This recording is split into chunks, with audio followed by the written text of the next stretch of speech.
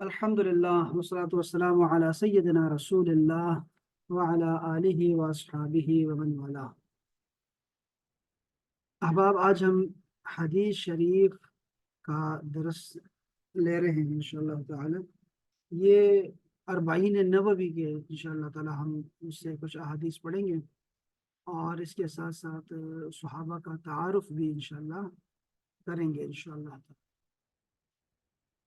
ये जो हदीस शरीफ है ये 10वीं हदीस शरीफ है अरबाईन नबवी से, जो सबसे मशहूर किताब है हदीस शरीफ के मजमुआत में से। ये हदीस शरीफ हज़रत अबू हुरैरा से रिवायत है, तो अबू हुरैरा का तारुफ भी आपको मैं आज थोड़ा सा बताऊंगा। अन अबी हुरैरा रदियल्लाहु तआला अन्हु क़ाल क़ाल रसूलुल्लाह सल्लल्लाहु अलैहि व आलिहि वसल्लम अय्युहन्नास, ए लोगो, इन्नल्लाह तय्यिबुन, बेशक अल्लाह ताला पाक है, खूबसूरत है, पाक है, तय्यब। ला यक़बलु इल्ला तय्यबन, और वो कबूल नहीं करता सिवाय पाक के। जो चीज़ पाक होगी सिर्फ वही तुमसे कबूल करेगा। खुद भी पाक है और पाक को पसंद करता है। व इन्ना अल्लाह, और बेशक अल्लाह ताला ने अमरल मुमिनीना, मोमिनीन को वही हुक्म दिया है, बिमा अमरा बिहिल मुरसलीन, जो हुक्म अपने मुरसलीन को दिया था। जिस चीज़ का हुक्म अंबिया कराम को है, अल्लाह ताला ने वही हुक्म मोमिनीन को भी दिया है।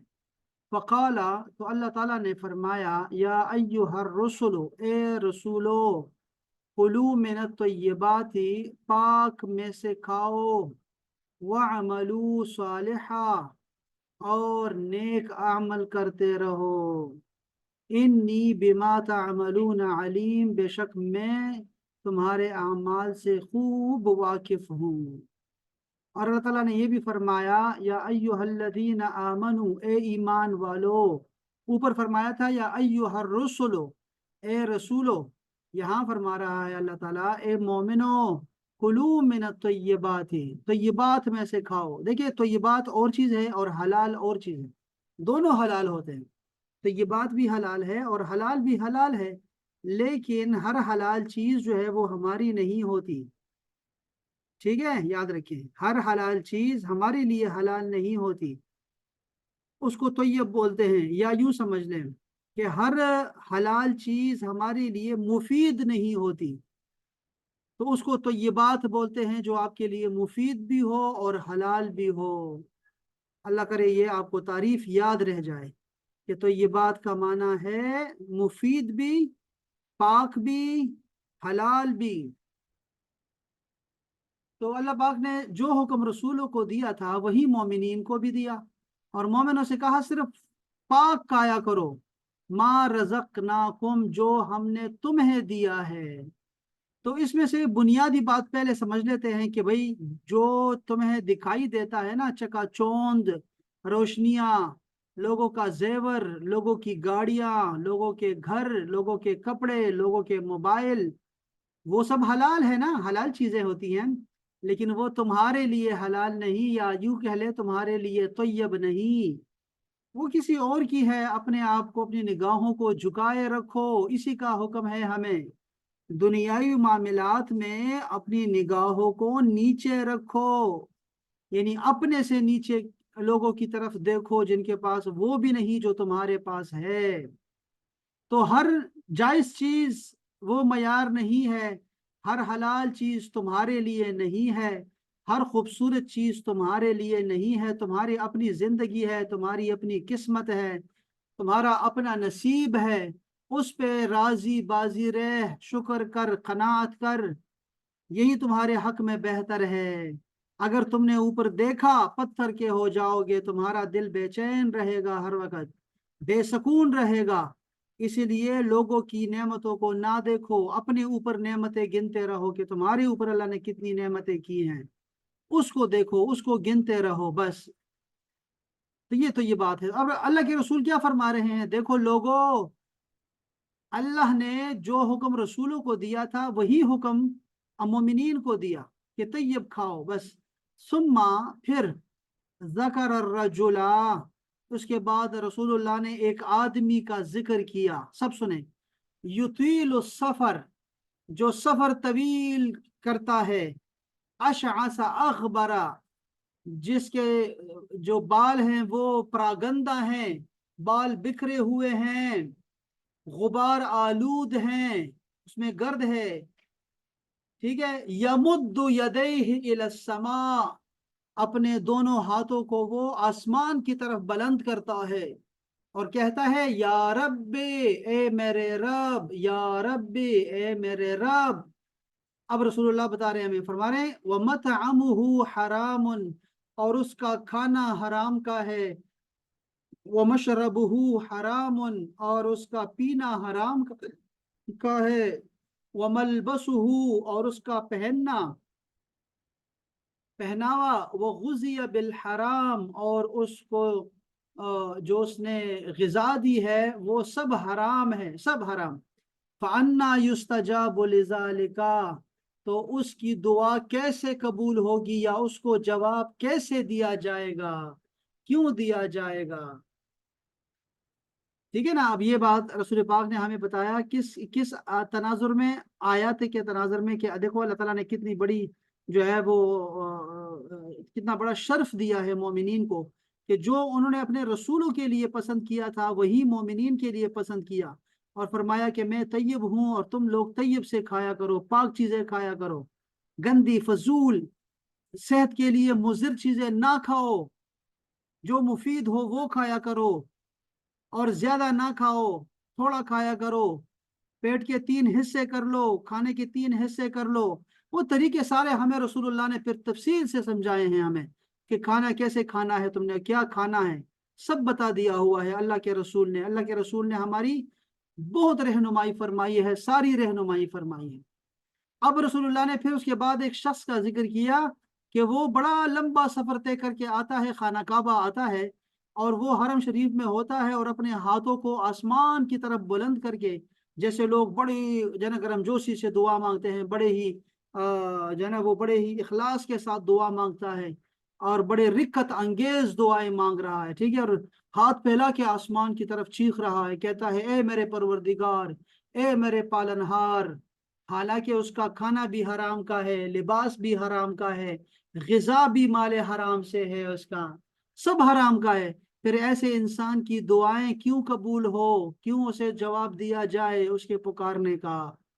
बस ये बात है। इस हदीस से हमें क्या क्या समझ आ गया, ये बात अब हमने समझनी है, कि इस हदीस से हमें क्या क्या चीजें समझ आ रही हैं। पहले आपको मैं बजाय, अभी तो मैंने जो बताया वो काफ़ी है, ठीक है, लेकिन मैं आपको पहले बताना चाह रहा हूँ कि ये जो हदीस शरीफ जिसने रिवायत की है, और जो इससे पहले जो हदीस गुजरी है, वो भी हज़रत अबू हुरैरा ने रिवायत की है, अबू हुरैरा ने। तो उनकी ज़िंदगी के बारे में एक दो लाइनें पढ़ लेते हैं। उनके नाम के बारे में इख्तिलाफ है। अल्लामा नववी ने असह कौल, यानी सही तरीन कौल की बिना पर उनका नाम लिखा है अब्दुर्रहमान, और उनके वालिद का नाम लिखा है सख्र। ठीक है। और कुन्नियत वो अबू हुरैरा रखी है, इसी से मशहूर है। कबीले दोस के फर्द हैं, यानी अबू हुरैरा जो मशहूर है ना, अबू हुरैरा से मशहूर है। उनका नाम लोगों को नहीं पता कि अब्दुर्रहमान है। अच्छा, वो कबीले दोस के फर्द हैं, और उनके पास हर वक्त छोटी सी बिल्ली रहती थी, ये उसको उठाए रखते थे, इसलिए उनका नाम अबू हुरैरा हो गया। अब ये अब ये रसूलुल्लाह के सामने रहते थे, और ये रसूल पाक सल्लल्लाहु अलैहि वसल्लम की आखिरी हयात पाक के आखिरी जो 3-4 साल हैं, वो साल हैं। ठीक है। उनमें आपने देखा कि अबू हुरैरा जो हर वक्त रसूलुल्लाह के इर्द गिर्द घूमते रहते हैं, और सुहाबा से हदीसों को जमा किए जा रहे हैं, इल्म का बड़ा शौक है इनको। उनको देख रहे हैं कि उनके हाथ में एक बिल्ली है, और रसूल पाक सल्लल्लाहु अलैहि वसल्लम ने कभी बिल्ली का मना नहीं फरमाया, बिल्ली का, और बल्कि हमें ताकीद की कि नरमी करो इसके साथ, ये तुम्हारे आगे पीछे फिरती रहती है, तवाफ करती रहती है। तो बिल्लियों से प्यार है, जानवरों से प्यार है, पेट्स से प्यार है। वो हमारा दीन भी हमें सिखाता है, उन पे रहमत शफकत करना, उन पे उनका ख्याल रखना, उनके खाने पीने का ख्याल करना, वो हमारे जिम्मे है। یہ چیزیں بہت اہم ہے کہ ہر موسم میں ہمیں خیال رکھنا چاہیے ان کی زندگی کا، ان کے لیے کوئی خطرہ نہ ہو، ان کو ایسی جگہ پر بند کر کے رکھیں۔ یہ جو پرندے رکھتے ہیں، پرندے رکھنا بھی جائز ہے، ٹھیک ہے؟ تو آپ پرندے رکھتے ہیں، ان کا خیال رکھیں، ان کی سردی گرمی کا، ان کے پانی کا، ان کے دانے کا۔ اسی طرح اگر کوئی جانور رکھتے ہیں تو یہ بھی آپ رکھ سکتے ہیں، جائز ہے، اور اس سے اللہ تعالیٰ آپ کو جنت بھی دے سکتا ہے ان جانوروں کے خیال رکھنے سے۔ اور انہی جانوروں کو آپ تکلیف دیں گے، ناحق ظلم کریں گے ان پہ، تو اللہ تعالیٰ تمہیں جہنم میں بھی ڈال سکتا ہے انہی جانوروں کے پیٹس کے وجہ سے۔ تو ان کے ساتھ محبت کر سکتے ہیں۔ رسول پاک نے بہت سارے جانوروں کے ساتھ محبت کی ہے، اور جانوروں نے آپ کے ساتھ محبت کی ہے۔ آپ کے آس پاس بہت سارے جانور تھے جن کے ساتھ آپ کی یہ حیات پاک گزری ہے، اور ان کے نام بھی ہم سب کو یاد ہے الحمدللہ۔ تو وہ یہ جو جانور ہے رکھنا، یہ بھی صحابہ کرام بھی رکھتے تھے۔ تو ابو ہریرہ جو ہے ان کے پاس چھوٹی سی بلی رہا کرتی تھی، تو اس لیے آپ نے ان کا نام بلایا ابو ہریرہ، بلی کے بابا۔ تو یہ بلا سکتے ہیں۔ یہ جو ابو کنیت ہوتی ہے نا، کنیت، یہ ضروری نہیں کہ بچے کے نام پہ ہو، بچہ ہو یا نہ ہو اس سے فرق نہیں پڑتا، ٹھیک ہے، کنیت کے حوالے سے۔ حضرت علی شیر خدا کا جو ان کی جو کنیت ہے وہ کیا ہے؟ ابو الحسن بھی ہے، اور ان کے ایک کنیت جو ہے ابو تراب ہے، ابو تراب، کیونکہ وہ ایک دفعہ مٹی میں سوئے ہوئے تھے، تو اللہ کے رسول نے ان کو کہا اے ابو تراب، مٹی والے۔ تو ایسے بھی بولا جاتا ہے، اور بہت سارے ہیں۔ تو کنیت رکھنا جائز بھی ہے، اور وہ آپ ضروری نہیں کہ بچے کے نام پہ رکھے، بیٹی کے نام پہ بھی رکھ سکتے ہیں، ٹھیک ہے۔ اچھا جی، اس کے بعد ان کی یہ کنیت ان کے نام پر غالب آ گئی۔ 7 ہجری، اب دیکھو 7 ہجری ہے، ٹھیک ہے، ماہ محرم میں غزوہ خیبر والے سال مشرف اسلام ہو کر زیارت نبوی کی سعادت حاصل کی ہے۔ اب سمجھ گئے، 7 ہجری ہے، 7، 8، 9، 10، 4 سال یہ ہو گئے، اور پھر آگے کے 3 مہینے، محرم، سفر اور ربیع الاول۔ تو آپ سمجھ سکتے ہیں کہ انہوں نے 4 سال رسول پاک صلی اللہ علیہ وسلم کے پاس گزارے ہیں، اور اس میں انہوں نے بڑی محنت کی، بڑی محنت کی۔ وہ یعنی علم حاصل کرنے کے لیے آپ کی پوری زندگی ناکافی ہوتی ہے، لیکن حضرت ابو ہریرہ رضی اللہ تعالیٰ عنہ نے 4 سال میں وہ علم حاصل کیا جو صحابہ کرام جمع کر رہے تھے۔ ان کے پاس جا جا کر ان سے حدیثیں لی، ان سے آیات لی، سمجھا، پھر رسول اللہ سے دعا بھی کرائی۔ اب یہ دیکھو، یہ طالب علم کی یہ خاصیات ہونی چاہیے نا، کہ وہ ذرا کوشش کرے، نوٹس بنائے۔ اب انہوں نے نوٹس بنائے، ابو ہریرہ نے، ان کو رسول پاک نے فرمایا اپنے دائیں ہاتھ سے مدد لو۔ جب انہوں نے شکایت کی نا کہ میرا حافظہ کمزور ہے اور احادیث اور آیات بہت زیادہ ہو گئی میرے پاس، تو آپ نے فرمایا کہ اپنے دائیں ہاتھ سے مدد لو، یعنی لکھو اس کو۔ تو صحابہ کرام نے حدیثوں کو لکھا بھی ہے۔ منکرین حدیث سے دور رہیں، ان کی باتوں سے دور رہیں جو بتاتے ہیں کہ حدیث کا مجموعہ تو 200-250 سال کے بعد آیا، نہیں، صحابہ کرام نے بھی حدیث کو لکھا ہے باقاعدہ سے۔ حضرت عبداللہ ابن عمر ابن العاص، ان کے پاس اپنا مسند تھا۔ رسول پاک نے بعض صحابہ کرام کے لیے حدیثوں کو لکھوایا بھی، جیسے ابو شاد کے لیے لکھوایا، اور بہت ساری اس میں باتیں ہیں۔ تو عرض یہ کرنی تھی کہ حضرت ابو ہریرہ 4 سال میں انہوں نے جمع کیا، اور جب شکایت کی رسول اللہ سے تو آپ نے فرمایا کہ اپنے دائیں ہاتھ سے مدد لو، اور پھر آپ نے خصوصی فیض دیا، دعا کی ان کے لیے۔ تو استاد سے دعا لینا بھی بہت ضروری ہے، اور ذکر اذکار کرنا، اور اپنی دل کو صاف کرنا اللہ کے علم کے لیے، چونکہ یہ نور ہے۔ امام شافعی رحمۃ اللہ تعالی علیہ نے ایک دفعہ اپنے استاد سے، جو ان کا نام وکی تھا، وکی، حضرت وکی سے شکایت کی کہ مجھے حافظے کی شکایت ہے، مجھے چیزیں بھول جاتی ہیں۔ وہ پتہ نہیں وہ کس لیول میں تھے، امام ابو شافعی ہمارے جیسے بھولتے نہیں تھے، لیکن وہ اب کہہ رہے ہیں مجھے میں کیا کروں، مجھے چیزیں بھول جاتی ہیں۔ تو یہ استاد نے ان کو کہا کہ یہ جو علم ہے یہ نور ہے اللہ تعالیٰ کا، اس کے لیے توبہ کو لازم رکھ اور گناہوں سے پرہیز کر۔ اللہ اکبر۔ امام شافی کا جو روزہ ہے وہ قاہرہ کے اندر ہے، قاہرہ کے اندر ہے، اور ان کے پاس جو ہے وہ بادشاہ بھی مدفون ہے، لیکن لوگ بادشاہوں کو بھول جاتے ہیں۔ امام شافی کی شان ہی الگ ہے۔ اور امام شافی کے روزے پہ جاتے وقت راستے میں ہی، قریب ہی راستے میں ہی، ایک جو ان کے استاد ہیں حضرت وکی، ان کا روزہ بھی ہے۔ تو یہ بالکل سادے سے لوگ ہیں، آپ کے ذہن میں شاید پتہ نہیں کیا بن رہا ہوگا کہ پتہ نہیں کیسا ہوگا، کس لیول کا ہوگا، نہیں بھائی، بالکل سادے سے کچے سے ان کے جو ہے وہ ان کا روزہ ہے، بالکل عام سے باہر ایک پھولوں والا بیٹھا ہوتا ہے ویسے زمین پہ پھول رکھے ہوتے ہیں۔ اور امام شافی کا جو روزہ ہے وہ بھی ایسے بنا ہوا ہے، لکڑی کا بنا ہوا ہے۔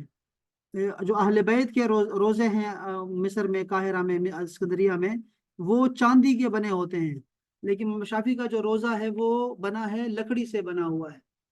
اور ہم وہ تو ہر جمعے جایا کرتے تھے وہاں پہ حاضری دینے کے لیے۔ تو امام شافعی اور دیگر محدثین کے قول کے مطابق صحابہ میں سب سے پہلے بڑے حافظ حدیث تھے۔ اب دیکھا آپ لوگوں نے، آخر میں آئے ہیں، یہ آخر میں آئے ہیں اور نمبر لے گئے ہیں۔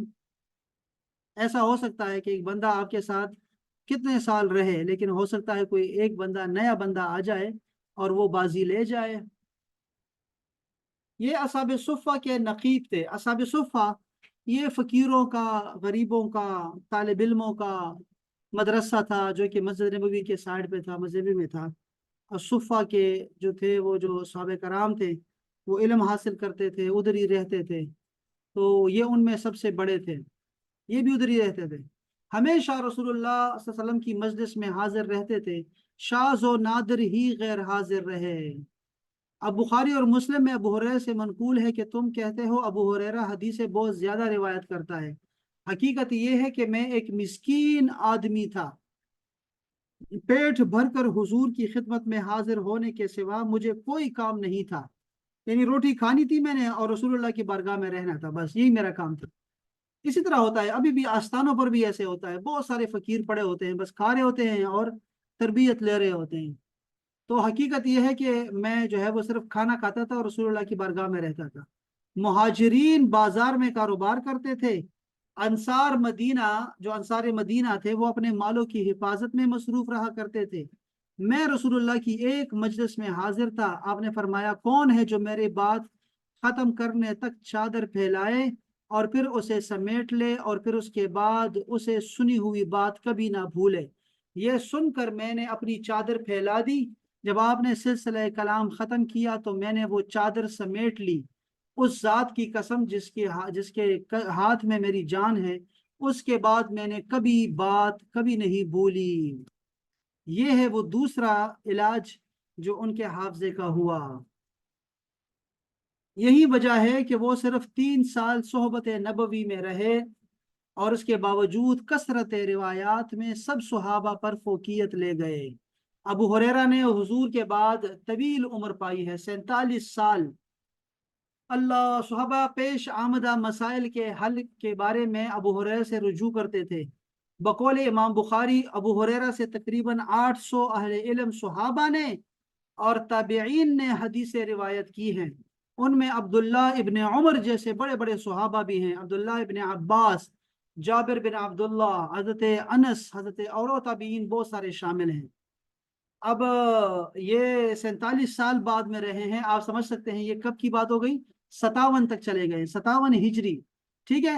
اور یہ ہمیشہ دعا کرتے تھے کہ یا اللہ مجھے 60 کیا جو سال ہے اس سے بچا، 60 ہجری کے فتنوں سے بچا مجھے، چونکہ رسول اللہ صلی اللہ علیہ وسلم نے جو حدیثیں بیان کی تھی کربلا کے واقعہ میں، وہ حدیثیں ابو ہریرہ کو یاد تھی اور ان کو پتا تھا کہ 60 ہجری میں یہ فتنہ بپا ہوگا، کہ کچھ چوکرے جو ہے وہ آ کر وہ ممبر پر آئیں گے اور وہ بندروں کی طرح جو ہے وہ شامت کریں گے اور اس کو جو ہے نا وہ فساد ڈالیں گے اور فتنہ آئے گا۔ تو وہ اکثر پناہ مانگا کرتے تھے اللہ تعالیٰ سے کہ یا اللہ مجھے 60 ہجری کے شر سے بچا۔ تو یہ یزید خبیث اسی سال آیا تھا، تو یہ ابو ہریرہ ان سے پہلے ہی انتقال فرما گئے۔ اور یہ اکثر فرمایا کرتے تھے کہ میرے پاس 2 علم ہیں، میں نے 2 علم سیکھے ہیں رسول اللہ سے، ایک وہ علم ہے جو میں بیان کرتا ہوں، یہ والا، تو یہ جو حدیثوں کا علم ہے جو میں دیتا ہوں لوگوں کو، اور دوسرا علم اگر میں بیان کر دوں تو میرا سر جو ہے وہ کاٹ دیا جائے گا، مطلب یہ تھا۔ تو ان کو یہ ساری باتیں معلوم تھی۔ سیدہ عائشہ اور سیدہ ام سلمہ وہ اکثر لوگوں کو یہ کربلا کے واقعات سنایا کرتی تھی، وہ ساری، چونکہ وہ ڈرتی نہیں تھی وہ بیان کر دیا کرتی تھی۔ ابو ہریرہ جو تھے یہ جب حضرت علی شیر خدا اور حضرت امیر معاویہ کا لڑائی ہوئی تھی، یہ درمیان میں رہے اور نماز پڑھتے تھے حضرت علی شیر خدا کے ساتھ، اور کھانا کھاتے تھے امیر معاویہ کے ساتھ، اور ساتھ ساتھ رہے۔ غریب صحابہ میں سے تھے، کہتے تھے نماز کا وہاں مزہ ہے، کھانے کا یہاں مزہ ہے۔ اب یہ پتہ نہیں کہاں لکھا ہوا تھا، پتہ نہیں ہم نے کہاں سے سنا ہے، لیکن چلو۔ لیکن ابو ہریرہ رضی اللہ تعالیٰ نے بہت سارا جو ہے وہ فیض پایا ہے، بہت زیادہ۔ ان سے 5374 حدیثیں منقول ہیں۔ حضرت ابو ہریرہ نے مدینہ منورہ میں 57 ہجری میں بعمر 78 سال وفات پائی اور جنت البقیع میں مدفون ہیں۔ اب آپ لوگ سارے جاتے رہتے ہیں مدینہ منورہ، کسی کو پتہ ہے کہ ابو ہریرہ کا مقام کہاں ہے، ان کی قبر کہاں پر ہے؟ یہ ان ظالم وہابیوں نے جو ہے نا سارے نشان مٹا دیے ہیں، کوئی دعا بھی نہیں کر سکتا وہاں جا کے، اور برکت بھی نہیں لے سکتا۔ وہاں جا کے بندہ کھڑا ہو کے وہاں دعا کرے، اب ان کے لیے دعا کرے، اپنے لیے دعا کرے وہاں پہ، لیکن ان ظالموں وہابیوں نجدیوں نے وہ سارے جو ہے وہ مٹا دیے ہیں۔ یا ابو ہریرہ تو دور، جو رسول اللہ کے اہل بیت ہیں ان کے نشان بھی مٹا دیے ہیں ظالموں نے۔ تو یہ فتنہ ہے، اللہ تعالیٰ ہمیں جلد سے جلد ان سے نجات دلا دے۔ اللہ تعالیٰ حرمین شریفین کو بھی آزاد فرمائے مسجد اقصی کے ساتھ۔ تو یہ تھے حضرت ابو ہریرہ کی حیات پاک، جو میں نے کہا تھوڑا سا آپ کو بتا دیتا ہوں۔ اب میں آتا ہوں اس حدیث کی طرف دوبارہ، جس میں رسول اللہ صلی اللہ علیہ وسلم نے ارشاد فرمایا کہ تم لوگ طیبات کھایا کرو، اللہ پاک خود بھی طیب ہے۔ اچھا، اس کی تشریح کیا ہے؟ نمبر 1، اللہ تعالیٰ کا قانون ایک ہی ہے جو ساری مخلوق کے لیے یکساں ہے، خواہ وہ نبی ہو یا امتی ہو، ادنا ہو یا اعلیٰ ہو، چھوٹے ہو یا بڑے ہوں، ان کے احکام قانون میں کوئی فرق نہیں۔ اگر عوام کو عبادت اور نماز کا حکم ملا ہے تو وہی حکم انبیاء، صلحاء، اولیاء کو بھی دیا گیا ہے۔ اگر انبیاء کو پاک رہنے، طیب کھانے اور حلال کھانے کا حکم دیا تو عوام کو بھی یہی حکم ہے، وہ حرام اور خبیث سے بچے رہیں۔ یہ انہوں نے لکھا ہے، یہ پہلی بات لکھی ہے۔ میں آپ کو اس سے تھوڑی سی آگے کی بات بتاتا ہوں کہ جو پیغمبر ہوتے ہیں نا وہ عام امتیوں سے ہٹ کے ہوتے ہیں۔ یہ بات سمجھنے والی ہے۔ پیغمبر جو ہوتے ہیں وہ امتیوں کے برابر نہیں ہوتے، ان کی حیات اور طرح ہوتی ہے، ان کے احکام اور طرح سے ہوتے ہیں۔ یہ تو جو یہاں پر جو فرمایا گیا ہے تو یہ بات کا کہ رسولوں کو بھی یہی حکم ہے، جو اس کے بعد مومنین کو بھی وہی حکم ہے، یہ بطور خاص رسول اللہ نے اسی لیے بیان کیا کہ دیکھو ایک ہی طرح کا جو ہے حکم دیا ہے دونوں کو، اگرچہ وہ اللہ کے ہی بندے ہیں لیکن وہ خاص لوگ ہیں، یہ ذہن میں رکھیے گا۔ رسول اللہ صلی اللہ علیہ وسلم جب آپ آرام فرمایا کرتے تھے تو آپ سو جایا کرتے تھے، آپ کا وضو نہیں ٹوٹتا تھا، ٹھیک ہے؟ تو آپ کی وہ سنتیں جو آپ کے ساتھ خاص ہیں، جب آپ کی سنتیں ہمارے پاس آتی ہیں اور وہ افعال کی شکل میں آتی ہے کہ رسول اللہ نے یہ کیا، یہ کیا، یہ کیا، اور دوسری طرف ہمارے پاس رسول اللہ کے اقوال آتے ہیں کہ آپ نے یہ فرمایا، یہ فرمایا، یہ فرمایا، تو آپ سمجھ کے رکھیں کہ آپ کے لیے اقوال کا درجہ بڑا ہے، افعال کا نہیں۔ ہمیں رسول اللہ کے افعال کا اندازہ نہیں ہے کہ کیا وہ ہمارے لیے حکم ہے کہ نہیں ہے۔ تو رسول اللہ نے روزے رکھے، صحابہ کرام نے بھی روزے رکھنا شروع کر دیے لگاتار، اور رسول اللہ نے منع فرما دیا کہ تم میں سے کون ہے میری طرح، تو مجھے تو اللہ کھلاتا ہے، پلاتا ہے، تو آپ نے منع کر دیا۔ اسی طرح رسول پاک نے نکاح کیے ہیں، کثرت سے نکاح کیے ہیں، ہمارے لیے تو 4 سے زیادہ کی اجازت نہیں ہے ایک وقت میں، تو ہمارے لیے احکام جدا ہیں، بہت سارے احکام جدا ہیں۔ لیکن یہاں پر جو خوشخبری ہے وہ یہ ہے کہ اللہ پاک خود طیب ہے، اس نے پیغمبروں کے لیے بڑا اچھا سوچا اور بڑا اچھا جو ہے وہ حکم دیا ان کو طیب کھانے کا، تو ہمیں بھی وہی حکم دیا، امتیوں کو بھی یہ حکم دیا کہ تم لوگ طیب کھایا کرو۔ اور میں نے طیب کی آپ کو تعریف بتا دی ہے کہ وہ پاک بھی ہے اور مفید بھی ہونا چاہیے، اس کے مقابلے میں حرام بھی نہیں کھانا اور غیر مفید بھی نہیں کھانا۔ صحت کا خیال رکھو، اپنی صحت کا بہت خیال رکھا کریں، یعنی یہ جتنی دوا، کسی بیماری کی دوا کرنا سنت ہے، اسی طرح پرہیز کرنا بھی سنت رسول ہے، ٹھیک ہے؟ دونوں کام سنت ہے، اسی لیے پرہیز بھی کریں، اور دوسرا کیا ہے کہ پھر اگر بیمار ہو جائیں تو پھر علاج بھی کروائیں، دونوں سنت ہیں۔ دوسری بات جو اس حدیث سے ہمیں سمجھ آئی ہے وہ ہے حلال اور طیب غذا ہی قبولیت دعا کا باعث بنتی ہے۔ جس پیٹ میں حلال نہ ہو وہ اس کی دعا کیسے قبول ہوگی؟ تو اگر آپ کی دعائیں قبول نہیں ہو رہی، ذرا ایک دفعہ غور کریں، کیا آپ کے جو ہے لباس آپ کا اپنا ہے، حلال کا ہے، کھانا حلال کا ہے، پینا حلال کا ہے کہ نہیں، وہ دیکھنا پڑے گا آپ کو۔ اگر غذا طیب نہیں تو قبولیت یہ دعا کی بھی امید نہیں۔ چنانچہ مثال دے کر فرمایا کہ مسافر کی دعا خدا قبول کرتا ہے، کسی بھی مسافر کی دعا قبول ہوتی ہے۔ اللہ، مسافر کی بد دعا سے بھی بچنا چاہیے، خصوصاً جب کہ وہ پراگندہ حال ہو۔ مگر ایسا مسافر جس کی نہ غذا حلال سے ہو نہ لباس طیب ہو، وہ اس بشارت سے بھی محروم رہتا ہے۔ بعض اوقات قبولیت کی کے ہوتے ہیں، بعض اوقات بعض وقت ایسے ہوتے ہیں، ساتھ ہوتی ہیں جو قبولیت کی ہوتی ہیں، اور بعض مقام بھی قبولیت کے ہوتے ہیں، ٹھیک ہے نا؟ جیسے جمعے کا دن ہے، جیسے عید کی راتیں ہیں، یہ دعا کی قبولیت کے دن ہیں، اور خطبے کے وقت، نماز کے وقت، مغرب کے وقت، یہ ساری اوقات جو ہیں یہ بابرکت ہے، دعائیں قبول ہوتی ہیں اس میں تو۔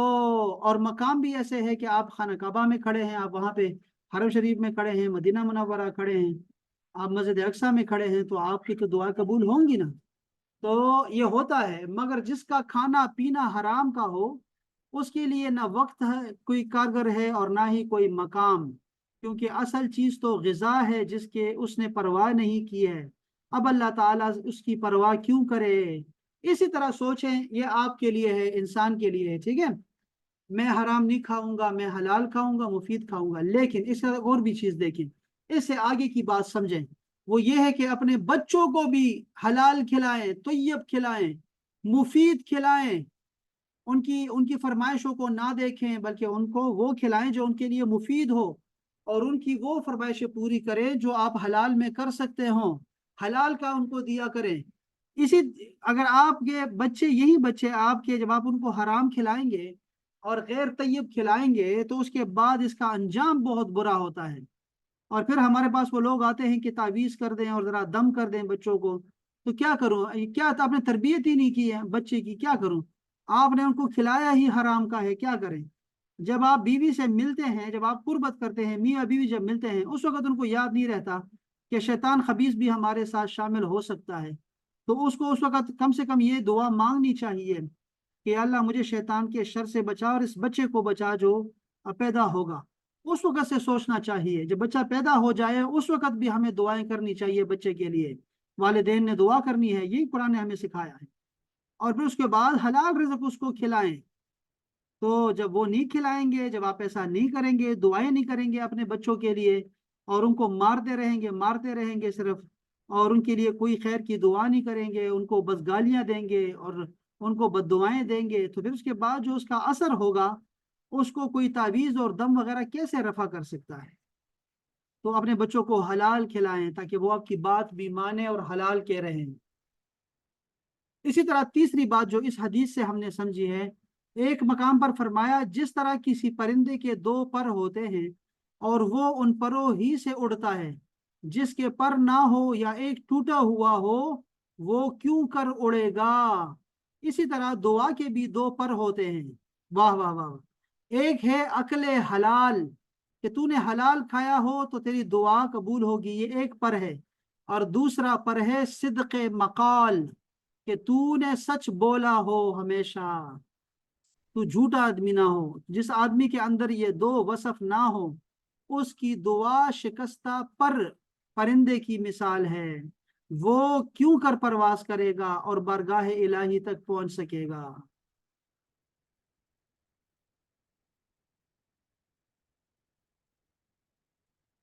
انہوں نے کیا لکھا ہے؟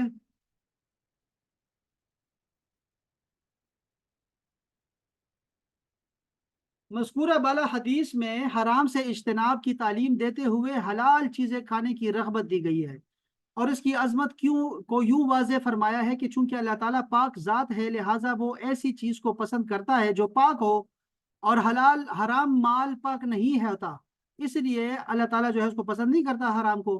نیز اللہ تعالیٰ نے مسلمانوں کے لیے حلال کا انتخاب فرمایا، اور اسی کا انتخاب اس نے اپنے برگزیدہ بندوں انبیاء کرام علیہ السلام کے لیے بھی کیا، جس سے حلال کی عظمت اور حرام کے قابل نفرت ہونے کا پتہ چلتا ہے۔ مزید تنبیہ کرتے ہوئے یہ بھی بتایا کہ انسان کی دعا بھی اسی وقت قبول ہوتی ہے جب وہ حلال کھائے۔ جو ہر شخص حرام کھاتا ہے اس کی دعا قبول نہیں ہوتی، اگرچہ وہ ایسی حالت میں دعا مانگ رہا ہو جہاں قبولیت یقینی ہو، یعنی مسافر جس کی دعا فوراً قبول ہوتی وہ بھی اجابت دعا سے محروم رہتا ہے جب اس کا کھانا پینا اور لباس حرام کی کمائی سے ہو۔ اکبر الہ آبادی نے کہا تھا، جب میں کہتا ہوں کہ یا اللہ میرا حال دیکھ، حکم ہوتا ہے کہ اپنا نام اعمال دیکھ۔ شرم آنی چاہیے پھر ہم سب کو دعا مانگتے وقت، اور دیکھنا چاہیے۔ اسی طرح جب آپ لوگ عمرہ پہ جائیں اور حج کے لیے جائیں تو اس حدیث کو یاد رکھیں، کم سے کم 40 دن تو آپ نے پرہیز کریں عمرہ جانے سے پہلے۔ آپ کی ڈیٹ آ گئی ہے، آپ نے جانا ہے، آپ کے پاس ویزا آ گیا یا آپ کے پاس کچھ آ گیا ہے ایسا جو کہ آپ کو یہ پتہ لگ رہا ہے کہ میں اب اللہ کی بارگاہ میں جا رہا ہوں، اللہ کے رسول کی بارگاہ میں جا رہا ہوں، اور وہاں ایک نماز 1 لاکھ کی ہے، تو میں کیا کروں؟ میں اپنا کھانا پینا اور لباس اس کو حلال کا رکھ لوں میں، اور گناہ سے پرہیز کروں میں۔ تو یہ جو 40 دن ہے پہلے بھی پرہیز کریں، سخت پرہیز کریں، اور 40 دن بعد میں بھی بہت سخت پرہیز کریں، چونکہ آپ کے چہرے پہ نور ہوتا ہے، آپ گناہوں سے بالکل صاف ہو جاتے ہیں، آپ مستجاب الدعوات ہوتے ہیں اس وقت یہ 40 دن تک۔ تو اپنے اس کا خیال رکھیں، پرہیزگاری کا خیال رکھیں، یہ بہت ضروری ہے ہم سب کے لیے۔ اللہ اکبر۔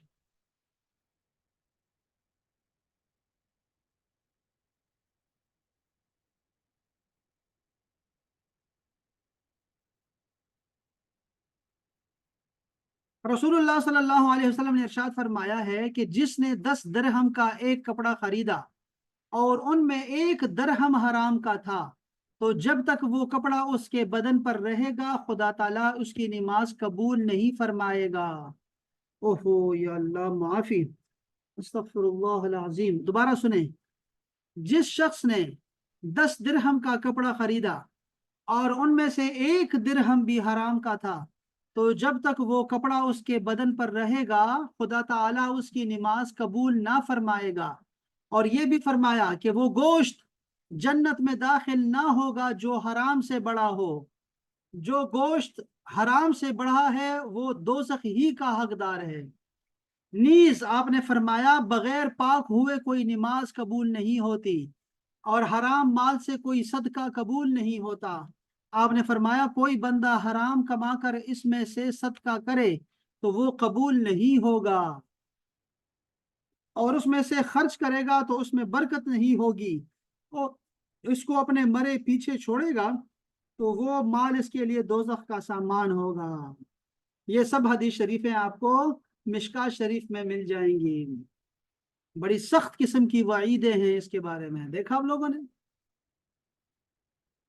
یہ ایسے ہی اپنی تنخواہوں کو حرام کر دیتے ہیں۔ 1 لاکھ تنخواہ ہوگی اور رشوت لے لیں گے، 100 روپے 1000 روپے لے لیں گے کسی سے، 1 لاکھ کی ساری سیلری اس نے حرام کر دی۔ کیا کریں اس کے ساتھ؟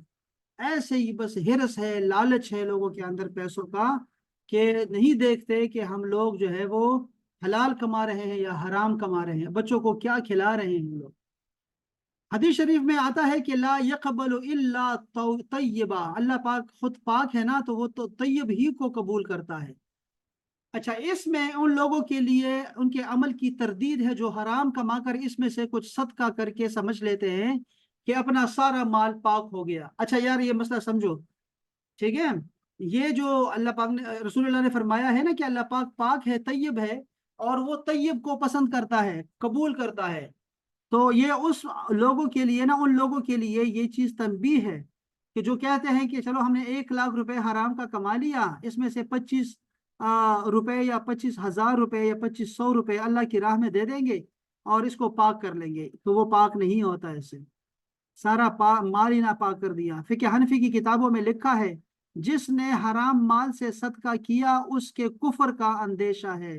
یاد رکھیں اس مسئلے کو، یاد رکھیں، جو بندہ حرام مال ثواب کی نیت سے صدقہ کرے گا وہ کافر ہو جائے گا، اور اگر اس نے کسی کو بتایا اور وہ جو اگلا بندہ ہے وہ اس سے صدقہ لیتا ہے وہی، اور وہ بھی یہ سمجھتا ہے ثواب کا، یہ ثواب کا باعث ہے، تو وہ بھی کافر ہو جائے گا، چونکہ یہ وہ حرام کو حلال سمجھنے کی وجہ سے ہو رہا ہے، کہ وہ حرام کو حلال سمجھ رہا ہے، اس لیے تو وہ کافر ہو گیا اس بات سے۔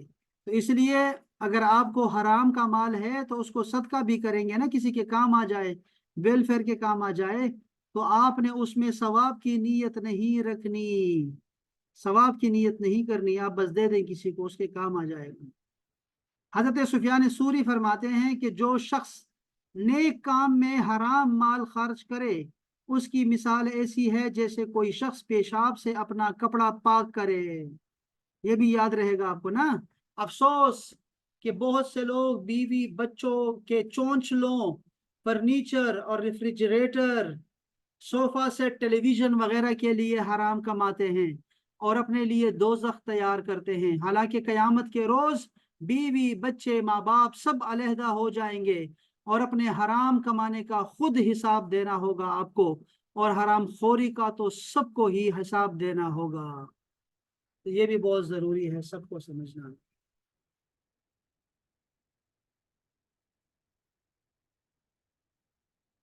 تو یہ تھا ہمارا آج کا درس حدیث۔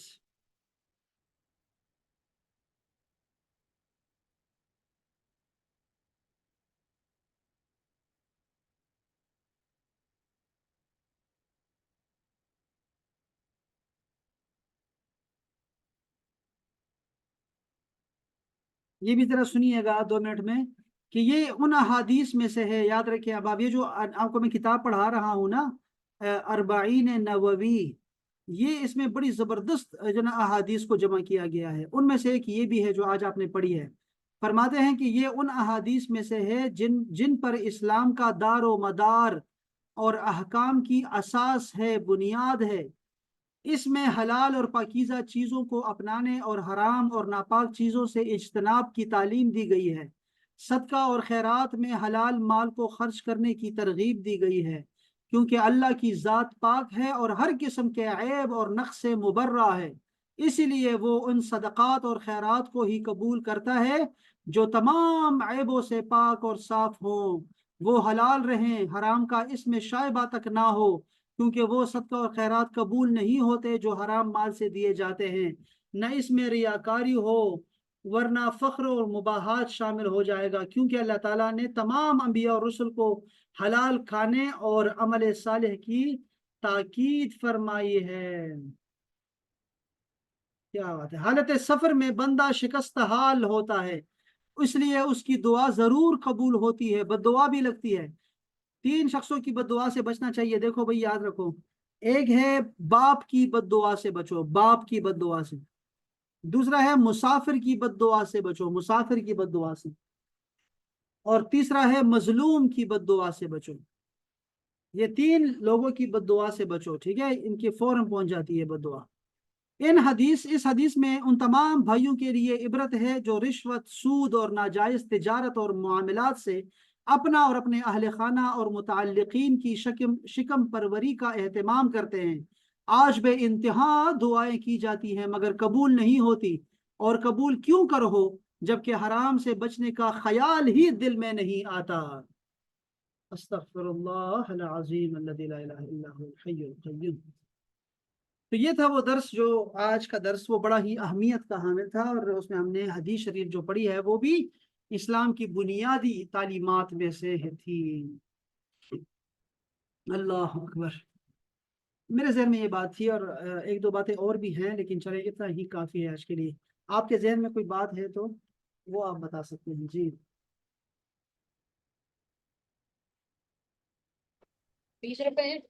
السلام علیکم علامہ صاحب۔ جی وعلیکم السلام ورحمۃ اللہ، اہلا وسہلا، خوش آمدید۔ کیا حال ہے سر، خیریت ہے؟ اللہ کا شکر احسان، اللہ کا شکر احسان۔ اچھا سر، اسی ریفرنس سے ایک چیز پوچھنی تھی کہ فار ایگزامپل دوستوں میں کوئی ویک ہے فائنینشلی، یا اس کی شادی رکی ہوئی ہے یا رکی ہوئی تھی، اور دوستوں میں سے ہی کوئی ایک اس کو مالی امداد کرتا ہے، اور بعد میں پتہ لگتا ہے کہ ہی احمدیہ یا قادیانی نا، اور اسی کے ریفرنس میں انہیں معلوم نہیں تھا، اور اس نے کچھ پیسے بھیجے کہ یار یہ اللہ کی راہ میں کسی نیڈی کو دے دو، انہیں ہیلپ آؤٹ کر دو، بچی کی فیس دے دو وغیرہ وغیرہ. ٹھیک ہو گیا.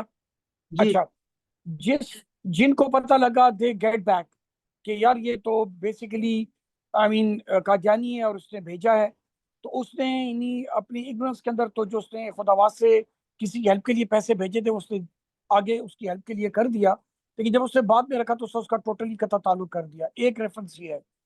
سیکنڈ ریفرنس یہ ہے کہ دوستوں میں جس کی شادی کی مالی ریکوائرمنٹ تھی، وہ باوجود اس کے جاننے کے بعد کہ جی وہ قادیانی پھر بھی اس کو سپورٹ کرا تھا دوست کو، اس کے بعد وہ ابھی تک اس کو اگر بھیج رہا ہے، ٹھیک ہے جی، یعنی اس کو ٹائم ٹو ٹائم مہینے کے یا اس طرح کے کوئی فائنینشیل ایڈ بھیجتا ہے، تو اس حوالے سے اس کے لیے بھی یہی حکم آئے گا کہ جیسے آپ نے بھی فرمایا کہ طیب یا حلال مال، تو اس حوالے سے آیا اس کے لیے بھی ابھی تک جتنا کچھ وہ یوٹیلائز کر رہا ہے یا وہ بندہ بھیج رہا ہے یا کہ اپنی فیملی میں بیوی کے اوپر بچوں کے اوپر وہی پیسے یوٹیلائز کر رہا ہے، باوجود جاننے کے کہ یہ جو فرینڈ ہے یہ احمدی ہے، اس کے بارے میں سر کیا آرڈر ہوگا؟ ہاں جی، دیکھیں یہ دیکھیں سب سے جو اہم صدقہ ہے وہ ہے زکوٰۃ، جو اس کو صدقے واجبہ کہتے ہیں. ٹھیک ہے، یہ سب سے بڑا جی صدقہ ہوتا ہے جو آپ دیتے ہیں، اور وہ آپ پہ فرض ہوتا ہے زکوٰۃ دینا، واجبہ ہے. تو وہ جو صدقہ ہے اس کے بارے میں قرآن مجید نے ہمیں جو مصارف بتائے ہیں کہ آپ یہاں یہاں دے سکتے ہیں، اس جو لسٹ بنائی ہوئی ہے اس لسٹ میں 8 لوگ ہیں، اور ان میں سے غیر مسلم بھی شامل تھے، اہل کتاب بھی شامل تھے، جن کی دلجوئی کو جو ہے اللہ تعالیٰ نے رکھا ہے کہ ان کے دل جو ہے وہ نرم ہو جائیں گے اسلام کے لیے. جب حضرت عمر فاروق رضی اللہ تعالیٰ عنہ کا دور آیا تو آپ تو حد زیادہ ہو گئی، ہر طرف مسلمان ہی مسلمان تھے، تو آپ نے جو ہے وہ مؤلفۃ القلوب کا جو تھا وہ نقطہ تھا، وہ آپ نے منع کر دیا کہ اب صحابہ کرام میں اور یہ جو مسلمان ہیں ان میں غریب غربا زیادہ ہیں، ان کی مدد کریں آپ لوگ، سب سے زیادہ پہلے وہی حقدار ہیں، اسی کی مدد کریں. آپ نے پھر وہی انہی پہ خرچ کیا آپ لوگوں نے. اب دوسری بات ہم نے یہ سیکھی کہ جو صدقہ ہوتا ہے ہمارے پاس، یا گمشدہ مال آپ کے پاس آ گیا ہے اور آپ اس کا مالک نہیں ملا اور آپ اس کو خرچ کرنا چاہ رہے ہیں، تو یا پھر اور بھی بہت سارے طریقے ہوتے ہیں، جو ہے نا وہ بہت سارا پرانا کسی آپ نے حرام مال جو ہے وہ لیا تھا اور اب آپ کو خیال آ رہا ہے توبہ کرنے کا کہ یار میں توبہ کروں، میں نے وہ پیسے کمائے تھے تو میں اب اس کو خرچ کروں اللہ کی راہ میں، تو آپ لوگوں نے ثواب کی نیت کی نہیں کرنا، صدقے کی نیت نہیں کر سکتے. ویلفیئر کی نیت ہو ٹھیک. کہ یار چلو کسی کا بھلا ہو جائے گا، مجھے ثواب نہ ملے لیکن اس کو تو پیسے چاہیے نا، ویلفیئر تو اس کو کم سے کم، چلو وہ جس بھی مذہب سے ہے اس پہ خرچ کر سکتے ہیں تو وہ کر سکتے ہیں، اس میں کوئی نہیں ہے.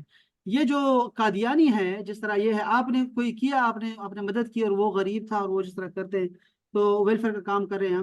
یہ جو قادیانی ہے نا یہ غیر مسلموں میں الگ سے کیٹیگری کے لوگ ہیں، قادیانی کا حکم بالکل ٹھیک. الگ ہے.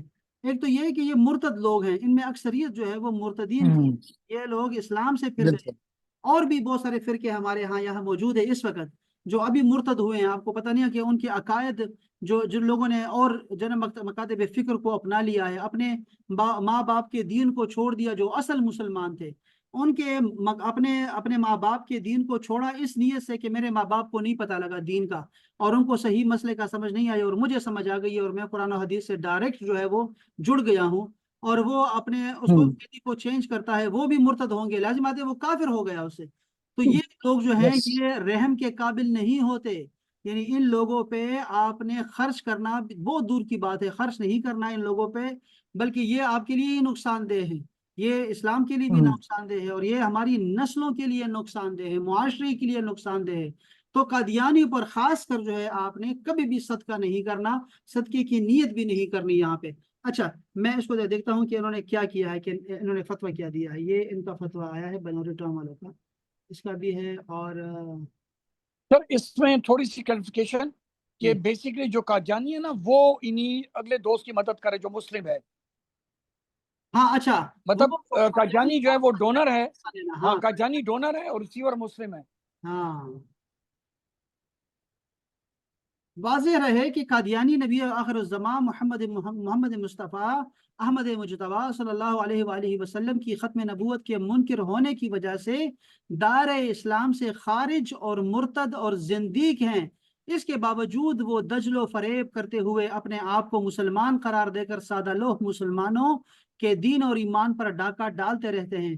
قادیانیوں سے کسی قسم کا میل جول رکھنا، تحفہ تحائف کا تبادلہ کرنا شرعاً اور اخلاقاً جائز نہیں ہے. ان سے سوشلی بائیکاٹ کرنا شرعن اور اخلاقاً مسلمانوں پر لازم ہے، لہٰذا فرقہ قادیانیت سے وابستہ افراد کی مالی امداد کسی بھی مد سے کرنے کی شرعن اور اخلاقاً اجازت نہیں ہے۔ اہل کتاب اور دیگر مذاہب کے افراد کی نفلی صدقات سے مدد کرنے کی اجازت ہے۔ اندازہ کریں یہ کس کیٹیگری میں چلے گئے ہیں لوگ۔ ایک یہ فتویٰ ان کا تھا، ٹھیک ہے جی۔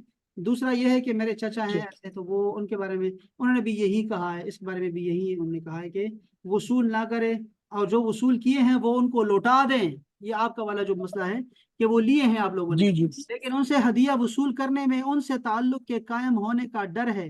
یعنی آپ لے رہے ہیں ان سے نا، آپ دے نہیں رہے، جی جی آپ لے رہے ہیں، پھر بھی آپ کا تعلق ان کے ساتھ بن جائے گا، پھر بھی آپ کا دل جی نرم ہو جائے گا ان کے لیے، پھر بھی آپ اس تعلق کو نہیں توڑ پائیں گے۔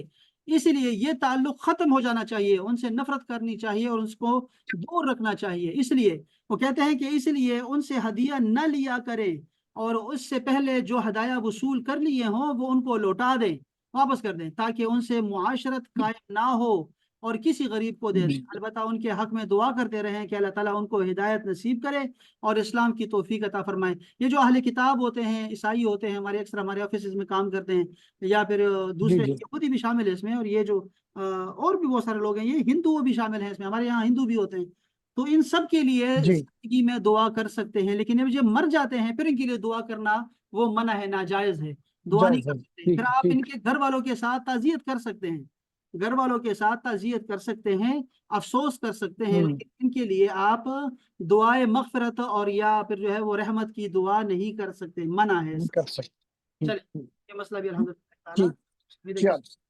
بنڈل آف تھینکس سر، بہت شکریہ۔ چلے یہ اچھا، ہمیں یہ مسئلہ پتہ سمجھ آ گئی، اچھی بات ہے۔ چیزیں اصل میں ہوتی یہی ہے کہ ہمیں جو ہے نا وہ جوڑنا پڑتا ہے، آپ کو چیزوں کو جوڑنا پڑتا ہے۔ شکر اللہ تعالیٰ کہ ہم لوگ دین پہ عمل کرنا چاہتے ہیں، یعنی ہماری نیتیں صاف ہیں، ہماری جو ہم جو سیکھنا چاہتے ہیں یا جب مسئلہ پوچھتے ہیں اس میں کسی قسم کی جو ہے کوئی دوغلا پن نہیں ہے۔ اکثر مسائل لوگ پوچھتے ہیں نا، تو وہ اس لیے پوچھتے ہیں کہ جی وہ مفتی کے کندھے پہ تلوار جو ہے نا وہ کیا کہتے ہیں بندوق رکھنا چاہتے ہوتے ہیں، کہ یار یہ کہہ دے ایگزیکٹلی تمہارے لیے جائز ہے تو وہ کمیشن کھانا جائز ہے، تمہارے لیے سود کھانا جائز ہے، تمہارے لیے فلاں فلاں چیزیں جائز ہیں۔ لیکن بعض مسائل جب آپ پوچھتے ہیں تو اس سے اخلاصیت جو آپ کے ہے وہ آپ کا نمایاں ہوتا ہے، اور وہ اس سے للہیت ہوتی ہے، اس میں جو ہے وہ اللہ کے ساتھ جو ہے وہ تعلق ہے، اور رسول اللہ صلی اللہ علیہ وسلم کے ساتھ تو ہم لوگ ان کے تمام دشمن ہمارے دشمن ہیں، اور ان کے جو بھی ان کے ساتھ جو ہے وہ بغض رکھے گا تو ان کے، ہم تو رسول اللہ کے یعنی ان کے ساتھ متعلقہ جتنی بھی چیزیں ہیں، چاہے وہ جاندار ہیں یا بے جان ہیں، اولاد تو بہت دور کی جی بات ہے، اہل بیت تو بہت دور کی بات ہے نا، جو ان کے ساتھ جی ملی ہوئی جو ان کے نالین پاک ہے، کوئی ان کو بھی جوتے کہے تو وہ بھی بے ادب ہے، گستاخ ہے، ان کے بالوں کو بال کہہ دے، اور ایسے اور بہت سارے الفاظ ہیں، اگر وہ استعمال کرے تو وہ بھی اللہ کے ہاں بھی وہ جو ہے بے ادب اور گستاخ ہے۔ تو ہم تو اتنا ادنا سی گستاخی بھی برداشت نہیں کرتے، تو یہ لوگ تو رسول اللہ کو اذیت دیتے ہیں ڈائریکٹلی، یہ قادیانی اسپیشلی۔ بالکل ہم لوگ بالکل ان سب سے برات کا اعلان کرتے ہیں کہ ہم لوگ ان سے دور ہیں، ہمارا ایک بھی دوست جو ہے وہ ہمارا تعلق دار ان میں ایک بھی قادیانی نہیں ہے۔ اللہ تعالیٰ ہم سب کو ہدایت عطا فرمائے، اور ہمیں بھی اللہ تعالیٰ امین امین سے مزید دے تعالیٰ۔ چلے بہت بہت شکریہ، سب بہت شکریہ سر، آپ بات رہے، خوش رہے۔ اب آپ سب دوستوں کا بہت بہت شکریہ، آپ کی سماعتوں کا، آپ کے وقت دینے کا بہت بہت شکریہ۔ اللہ تعالیٰ آپ سب کو سلامت رکھے۔ 4 بجے ہماری تفسیر کی کلاس ہوتی ہے، اور 9 بجے ہماری جو ہے وہ مدرسہ چلتا رہتا ہے، کبھی حدیث کبھی فقہ کبھی پڑھ لیا کریں گے، عقیدہ پڑھا کریں گے، آپ ضرور آیا کریں 9 سے 10۔ اور کل انشاءاللہ تعالیٰ خصوصی دعوت ہے، آپ کو مہربانی فرمائیں، کل 9 بجے ڈاکٹر طارق اعجاز صاحب آئیں گے ایئر یونیورسٹی اسلام آباد سے، اور آپ کو پتہ ہے کہ وہ بڑا بہترین درس دیتے ہیں اور بہت قابل آدمی ہیں، تمام ٹی وی چینلز پر وہ جا رہے ہیں ابھی اس وقت، منہاج القرآن کے فاضل ہیں الحمدللہ، اور اس وقت تمام ٹیلی ویژن پہ انگلش میں اور اردو میں سب میں وہ جو ہے وہ آپ کو دکھائی دیں گے۔ P T V especially in سے جو ہے نا انہی کے جو ہے نا وہ مشورے لیتا ہے، تو وہ ہمیں وقت دیتے ہیں، آپ کو اپنے جو ہے نا اپنے اسٹوڈنٹ سمجھتا ہے، اور وہ یہ بہت بڑی بات ہے کہ وہ آپ کو یعنی میری وجہ سے وہ آپ کو بھی یعنی بڑا قریب رکھتے ہیں، جب بھی ان سے وقت لیا ہے تو وہ ٹائم دیتے ہیں۔ تو وہ کل آئیں گے، اور کل کا ہمارا جو موضوع ہم نے رکھا ہے وہ بڑا ہی درد مند، ہم نے کل پچھلے ہفتے میں جو بات کی تھی پاکستانیوں کے زوال اور اس سے نکلنے کی صورتوں کے بارے میں، اس پہ انشاءاللہ گفتگو فرمائیں گے۔ تو آپ لوگوں نے کل 9 بجے وقت پہ آ جانا ہے، ٹھیک ہے، اور ڈیبیٹ کرنی ہے، آپ نے سر سے آپ نے بات کرنی ہے، ٹھیک ہے انشاءاللہ تعالی۔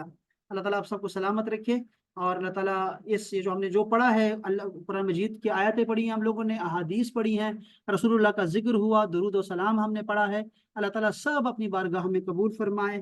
ہمارا مل بیٹھنا اللہ رسول کے لیے، اللہ اس کو قبول فرمائے، یہ ہماری صحبتیں، یہ ہمارا آپس میں ملنا، محبت کرنا، پھر اخلاص کے ساتھ یہاں 2 لمحے گزارنا، اللہ تعالیٰ اپنی بارگاہ میں قبول فرمائے، اور ایسی مجلس سے ہمیں اللہ تعالیٰ جنتوں میں بھی اللہ تعالیٰ ہمیں عطا فرمائے، انبیاء اور صلحاء اور شہداء کے مابین۔ اللہ تعالیٰ یہ اس کے صدقے سے ہمارے تمام بیماروں کو شفائے کاملہ عاجلہ عطا فرمائے، آمین۔ اور جتنے بھی ہمارے تمام خاندان سے، ہمارے جب کے خاندانوں سے جتنے بھی لوگ اس دنیا سے پردہ فرما گئے ہیں، اللہ تعالیٰ ان سب کی مغفرت فرمائے، ہم سب کا خاتمہ بھی آمین۔ بالایمان ہو، اس کلمے کے ساتھ کہ آمین۔ لا الہ الا اللہ محمد رسول اللہ صلی اللہ علیہ وسلم۔ السلام علیکم ورحمۃ اللہ۔ وعلیکم السلام ورحمۃ اللہ وبرکاتہ۔